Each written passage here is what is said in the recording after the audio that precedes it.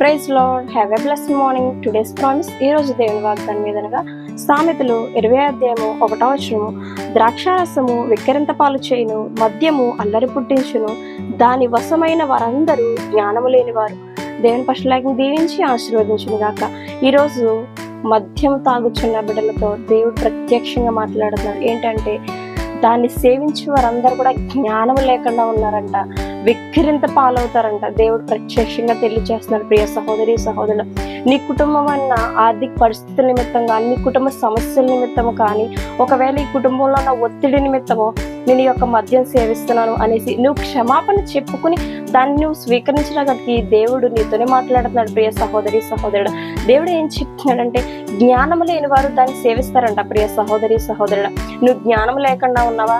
నువ్వు జ్ఞానవంతురాలుగా ఉన్నావా? నువ్వు జ్ఞానం లేనివాడిగా ఉన్నావా? ప్రియ సహోదరి సహోదరుడా, నువ్వు జ్ఞానం కలిగిన వాడవైతే దాన్ని నువ్వు అసలు సేవించు.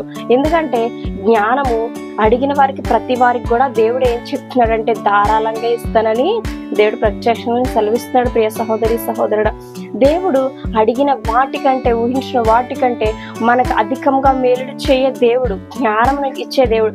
సొలొమోను ఆ రోజునాడు నాకు జ్ఞానం ఒక్కటి ఈ ప్రభువా, నాకు ఏది అవసరం లేదన్నప్పుడు దేవుడు ఏం చేశాడు?